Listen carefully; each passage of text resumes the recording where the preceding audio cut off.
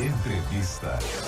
Doutora Juliana Santana, satisfação recebê-la aqui nos nossos estúdios da Rede Xodó, para quem possa trazer temas importantes, principalmente relacionados à nossa geriatria, né? Isso é muito importante. Muito bem-vinda.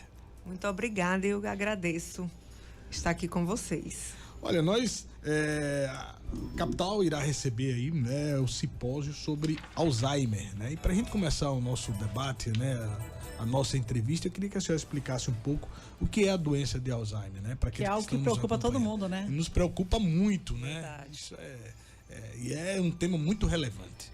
Exatamente, é extremamente relevante. Nós temos hoje em torno de 37 milhões de pessoas no mundo acometidas por essa patologia. Em 2050 serão 150 milhões. Então é algo que cresce bastante e uma boa parcela dessas pessoas não tem o diagnóstico, são subdiagnosticadas. Fora que é uma doença que gera no indivíduo dependência, passa a depender de outras pessoas. Nós sabemos que daqui a 10 anos nós vamos ter mais crianças e adolescentes do que idosos pela primeira vez na história do mundo.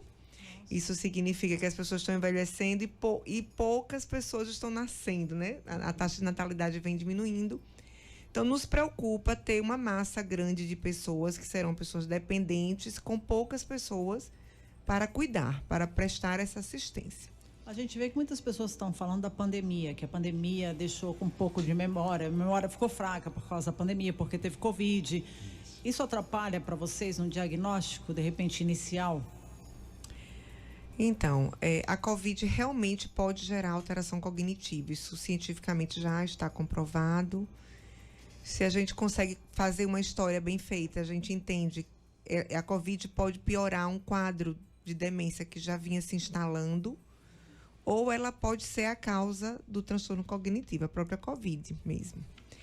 A doença de Alzheimer, ela é uma doença cujo processo patológico se inicia, vamos dizer assim, muitos anos no cérebro, antes do primeiro esquecimento iniciar. Então, é um processo que se inicia no cérebro, em um local pequeno, e vai se expandindo. Quando a doença já está bem disseminada no cérebro, é que começam os primeiros sinais e sintomas clínicos. No começo, também é bem sutil. O esquecimento, às vezes no começo impacta tão pouco nas atividades do dia a dia do indivíduo que é inclusive comparado a um esquecimento normal para a idade. Comum, né? É passado às vezes despercebido. Nessa faixa, nós chamamos isso de transtorno neurocognitivo leve, ou CCL. Na fase anterior, que não tem sintoma, é uma fase pré-clínica. Quando os sintomas começam a prejudicar as atividades do indivíduo, a gente tem a demência da doença de Alzheimer. Então, a doença de Alzheimer, na verdade, é um processo patológico continuado que vai cursar com a demência. O que é isso? O que é demência? É um prejuízo nas funções cognitivas, na memória, no raciocínio, na capacidade de aprender coisas novas, na orientação tempo-espacial, na capacidade de planejar, de tomar decisões, enfim, nas nossas funções mentais superiores, que são as funções que nos fazem viver no mundo de relação. Essas funções passam a ser prejudicadas e vão piorando em função do tempo, e aquele indivíduo vai começar a ter dificuldades em realizar tarefas, coisas que fazia até muito bem, até se tornar um indivíduo totalmente dependente para as atividades do dia a dia, as atividades básicas. Doutora, nessa fase que a senhora acabou de relatar, no início, onde não há esse esquecimento inicial, há de se notar? Consegue-se ter Consegue. Então, toda vez que a própria pessoa, perceber que a sua memória não está do mesmo jeito, ou o acompanhante, o marido, a mulher, o filho, enfim, pessoas que estão convivendo, começar olha, sua memória não está do mesmo jeito, olha, você está esquecendo, você está repetitivo. Este é o momento de você procurar o médico. Existem outras causas disso. Não, o Alzheimer, ela não é a única causa. Mas esse é o momento, porque se você deixar passar, você pode perder uma oportunidade de iniciar brevemente um tratamento que vai otimizar a sua vida. Então, eu digo muito para as pessoas o seguinte: não diga que é normal para a idade. Deixe que o médico que vai investigar diga para você: olha, esse esquecimento é normal para a sua idade, é esperado, ou não é por deficiência da vitamina B12, é uma alteração do hormônio da tireoide, ou você tem uma infecção do sistema nervoso central, ou é doença de Alzheimer, mas se você perder tempo, você vai perder vida otimizada. É verdade. Doutora, primeiro, muito bom poder recebê-la, viu? Obrigada. Essas patologias estão se tornando, agora que a gente está conhecendo, né? Porque Alzheimer, parece que são temas que não existiam, né? Eles sempre existiram, mas mais do que nunca a gente está tendo esses temas. Eu estava observando e fazendo algumas leituras e fiquei preocupado com o dado que a senhora soltou aí. Geralmente essas patologias vão depender muito de quem que vai auxiliar, cuidar. As famílias no Brasil cada vez minutas. Eu estou muito preocupado com a família brasileira. Ela está chegando a 1,6 por filho, Zé. Não fecha 2, Zé. E todas essas patologias, principalmente essas que estão mais recentes, né, nas discussões, vão depender de quem cuide. Você imagine uma família pequena ou quase sem filhos, como lidar? Porque a crise afeta o paciente e vai precisar muito do cuidado de quem não é o paciente, mas vai sofrer junto, caminhar junto. O que pode ser feito? Qual a orientação da senhora? Por isso a necessidade mesmo de a gente fazer esse trabalho de divulgação, de educação e conscientização, porque além de precisar do outro, o outro pode ser alguém que você vai pagar ou pode ser o próprio familiar que vai ter que sair do seu trabalho. É uma perda de produtividade. E é uma doença muito cara. Ela é uma doença, os Estados Unidos recentemente informou que daqui a 10 anos vai gastar para tratar a doença de Alzheimer o que gasta em todo o sistema de saúde. Então, ela é uma doença muito cara. O que a gente precisa fazer é trabalhar em cima de prevenção. Porque hoje, com algumas intervenções, a gente consegue reduzir 40% da chance de ter a doença. E realmente se ouvia falar menos da doença, porque é uma doença que ela é mais prevalente à medida que a pessoa é mais velha. Quanto maior a idade, maior a chance. Então, aos 60 anos, você tem 1% de chance. Mas aos 85 anos, você tem 40% de chance. E o grupo, a faixa etária... Doutora? É o inverso? Quanto mais velho, maior a chance de ter a doença. Isso significa que nós estamos num processo de envelhecimento mundial onde a faixa etária que mais cresce, proporcionalmente falando, são aquelas pessoas com idade igual ou superior a 85 anos. Então, essa faixa vem crescendo muito. Por isso que hoje a gente escuta falar muito da doença de Alzheimer. Mas é um detalhe, existe a doença de Alzheimer de início precoce, que se inicia antes dos 60 anos. É um grupo bem pequeno, e nesse grupo, o fator genético ele é muito forte, né? Ele prevalece. Já nas faixas etárias mais avançadas, outras causas, outros fatores, eles prevalecem. E, como esse grupo é o maior, é por isso que a gente tem como prevenir a demência, que a gente vai agir nesses fatores. É porque eu usava muito nessa questão, da idade, está esquecendo da idade, a gente se prevaleceu muito, né? Disso, né? É da idade, está esquecendo da idade. É isso mesmo. Olha, 13 horas e 24 minutos, vamos girar a informação, vamos com o Glauber Leal, lá na cidade de Tobias Barreto, também interagindo com a doutora Juliana Santana, médica geriatra. Glauber, vem de lá. Mais uma vez, boa tarde, Bareta Filho, boa tarde, Valquíria Miron, Eduardo Carvalho, saudar também a nossa entrevistada e convidada, a doutora Juliana Santana. Seja bem-vinda à Rede Xodó de Comunicação. Receba um abraço aqui da região Centro-Sul de Sergipe, em especial da cidade de Tobias Barreto, a capital dos bordados. Doutora, a minha pergunta é a seguinte: quais as medicações existentes para se tratar a doença de Alzheimer? Desde já eu agradeço os esclarecimentos e desejo uma ótima tarde. Nós temos... a doença de Alzheimer, ela compromete neurônios no cérebro que liberam um neurotransmissor chamado de acetilcolina. Então, hoje, as medicações que a gente tem são medicações para aumentar no cérebro a acetilcolina. São chamados anticolinesterásicos. Eles não curam nem estacionam a doença. Eles freiam a velocidade de progressão. Então, aquilo que que duraria, vamos dizer, para progredir ao nível X, 5 anos, vai progredir em 10 anos. Então, ele freia a velocidade de progressão, causa até uma melhora sintomática, paliativa ali de alguns sintomas cognitivos.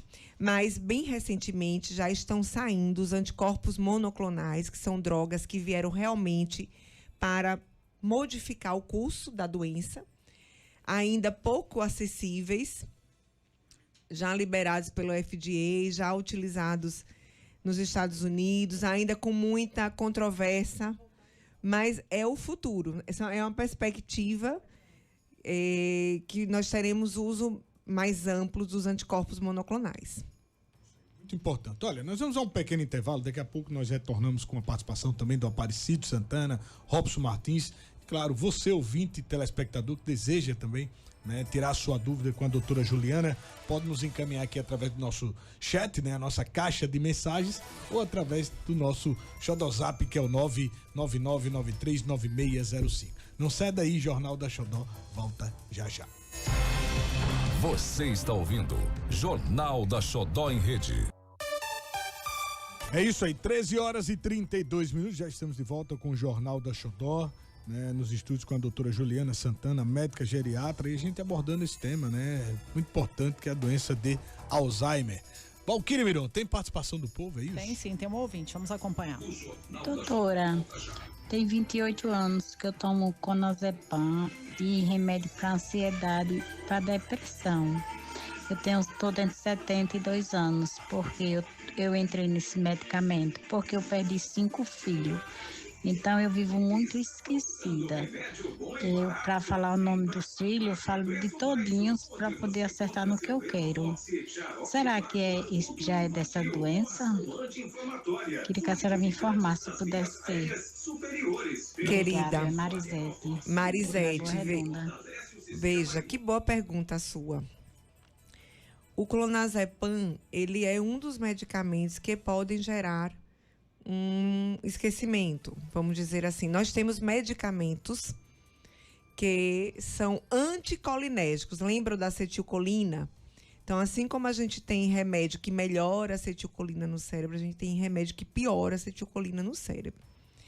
E os sedativos, como o clonazepam, eles também pioram a memória. Então, você já usa de forma crônica, você usa antidepressivos, eu não sei, alguns antidepressivos também têm ação anticolinérgicas. E a própria depressão e ansiedade são fatores de risco para a doença de Alzheimer. Isso são os fatores de riscos reversíveis. Então, é importante você avaliar. E se você passar por um colega, fazer uma avaliação. Eu acredito muito que esse seu esquecimento deva estar aí por volta ou dos medicamentos, ou porque você tem uma depressão não tratada exatamente. A perda dos filhos também pode, né? Isso, que faz parte do quadro depressivo. Ela deve ter uma depressão não ainda totalmente tratada, então ainda tem sintomas, entre eles o esquecimento. Está lá dentro dos critérios diagnóstico para depressão. Um deles é dificuldade de concentração, esquecimento, dificuldade de atenção, né? Então, o que é importante? É ela ser bem avaliada aí, para tirar, né, possíveis causas de esquecimento. É isso aí. Olha, 13h35. Agora vamos à capital do sertão. Vamos com o Aparecido Santana, participando aqui da nossa entrevista, interagindo com a doutora Juliana Santana. Aparecido, vem de lá, meu amigo.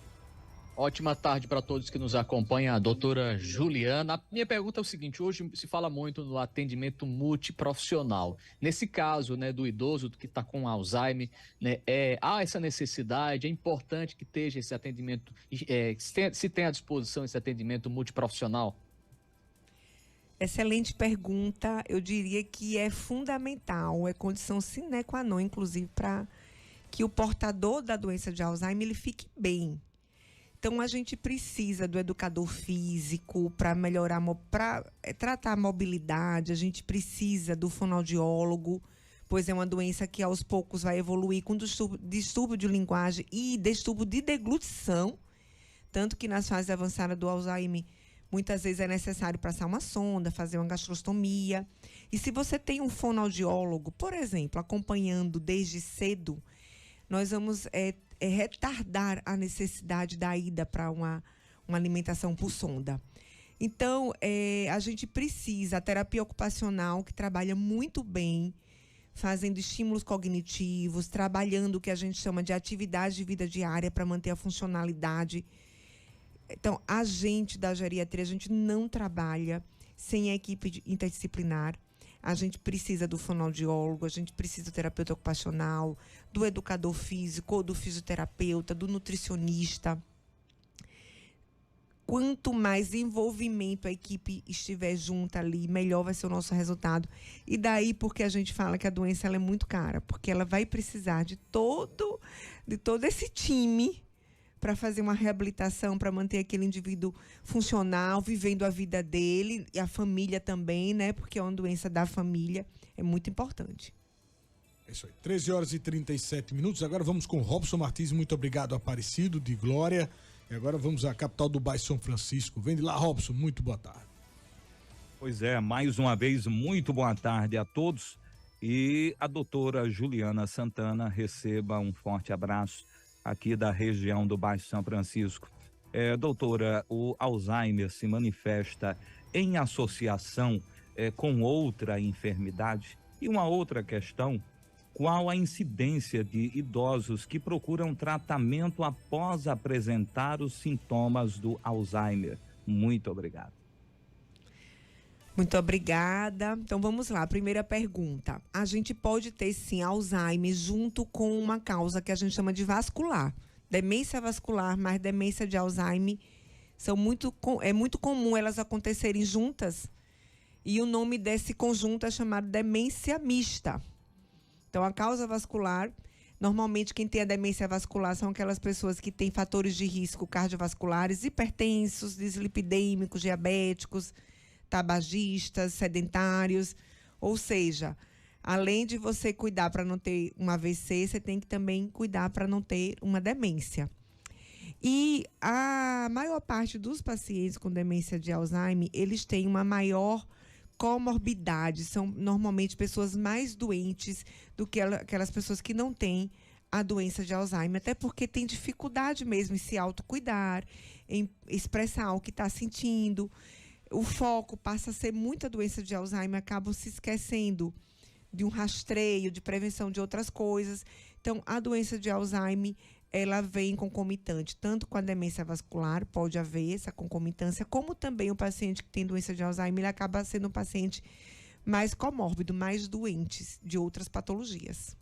E a segunda pergunta, ele me fez mais outra pergunta. Repete aí, por favor. Qual a incidência de idosos que procuram o tratamento após apresentarem os sintomas? Uma pergunta muito interessante, porque a maior parte das pessoas que começaram a esquecer ou ter alteração de comportamento, estarem diferentes, esquisitos, elas, de uma forma geral, não têm a percepção dessa própria condição. E dependem de outra pessoa a levarem, né, para um médico, para um especialista. Às vezes, o próprio paciente tem resistência de ir mesmo, porque dizem que não estão sentindo nada, que não tem nada, que aquilo tudo é criação, é mentira, é invenção, né? Enfim. E acaba, muitas vezes, as pessoas não indo até o médico, não procurando. Então, existe relatos, não tem um número ainda bem estudado, mas existe relato que até 75% das pessoas, na fase inicial, não vão até ao médico. Então, é um número muito elevado. Você acaba fazendo um diagnóstico mais tardio, em fases mais moderadas do que nas fases iniciais, quando seria o ideal. Muito obrigado, Robson, pela participação. Eduardo. Doutora, me parece uma doença, né, de consequência comportamental. Nós não somos muito treinados, nem convivemos muito com essa relação, porque sempre foi assim, né? A doença era sempre muito física, né? Levava alguém para o médico, trazia, o médico passou isso. E esta, especificamente, ela mexe no comportamento da pessoa e também termina alterando o nosso comportamento, a dificuldade de como lidar com essa situação. Isso mesmo, é muito difícil. As pessoas que estão me ouvindo, que têm pessoas próximas à família, sabem exatamente o que é isso, mas é uma doença muito difícil para a convivência. adoece mesmo quem está do lado, porque você tem ali, a pessoa fica esquecida, diz que te falou sem ter falado, ou repete várias vezes a mesma coisa, não lembra onde guardou os objetos, esquece senha de banco, começa a atrapalhar o dia a dia ali, a ter dificuldade na realização das coisas do dia a dia. E tem os sintomas comportamentais e de humor. Pode ficar mais irritado, mais apático, mais inquieto, ter choro fácil, labilidade emocional, ou pode ter comportamento inapropriado, um comportamento antissocial, um comportamento onde você tem uma hipersexualidade, onde você fala palavras que podem agredir ao outro, sem ter, obviamente, a intenção da agressão, porque é uma doença. Você pode ter comportamentos como perambular, andar o dia todo, agressividade, cuspir, beliscar, bater, não querer tomar banho, delírios dizendo que o outro está roubando, ou que tem alguém perseguindo, ou que tem... Começa a contar histórias que não são reais, mas para quem está contando, para quem tem a doença, é real. E tudo isso necessita que as pessoas que cuidam, sejam familiares ou não, entendam a doença, tenham conhecimento, sejam inclusive treinados, se possível, para lidar com cada situação dessa, que não é fácil. O saber lidar, o que vai falar, como se comportar. Olha, eu tenho muito paciente, eu vou relatar aqui algo que é muito difícil, é você tirar a direção. Então, nós temos muitos pacientes que dirigem e que chegam para a gente com diagnóstico, a gente vai avaliar, doença de Alzheimer, e a gente fala para a família que precisa tirar a direção. O idoso que dirige, ele obviamente diz, não, doutor, eu não tenho absolutamente nada, eu sou capaz de dirigir, porque é essa a percepção que ele tem. E a família tem aquela dificuldade, meu Deus, como é que eu vou fazer isso? Em retirar a direção do meu pai, vai morrer. Muitos dizem assim para mim, doutora, vai... Mas só que é necessário, não tem como. Porque tem prejuízo cognitivo, déficit de atenção, orientação temporal, dificuldade de respostas rápidas. Você não pode, não é permitido deixar a direção. Então, vejam como é difícil, é uma doença muito difícil. Muito difícil. Olha, 13 horas e 43 minutos, chegamos ao final, né, dessa entrevista, desse bate-papo com a doutora Juliana Santana. Você pode rever, né, essa entrevista no nosso canal lá no YouTube, na Rede Xodó. A nossa entrevista fica lá e você pode acompanhar, né, esse assunto e esse tema tão importante que é a doença de Alzheimer, trazida pela doutora Juliana Santana, médica geriatra. Algo mais que a senhora... O tempo está curto, mas só para responder a Paula aqui, a Paula está perguntando qual exame é feito para descobrir se tem Alzheimer. Bom, para descobrir a demência de Alzheimer, a gente faz a avaliação neuropsicológica, que são os testes, e um exame de imagem, a ressonância magnética, é o melhor deles. Mas, se a gente quiser descobrir o biomarcador, ou seja, a gente ter certeza da doença, a gente pode fazer a pesquisa dos biomarcadores no líquido, que é o líquido que tem na coluna, ou o PET scan amiloide, ou ainda, bem recentemente chegado, o exame de sangue, né? Vai começar a ter aqui, vai ficar mais acessível. É mais frequente em homens, mulheres? Tem algum mais frequente em mulheres. Né? Então tá aí. Algo mais que a senhora queira destacar, doutora Juliana? Gostaria de saber se eu posso convidar a turma para participar do simpósio. O simpósio, ele é interdisciplinar, né? Então, nós vamos ter vários médicos, psiquiatras, neurologistas, geriatras, inclusive fora do nosso estado.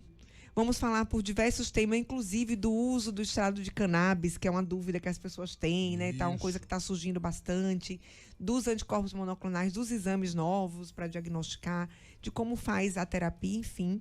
Vários profissionais não médicos, gerontólogos, nutricionista, fono.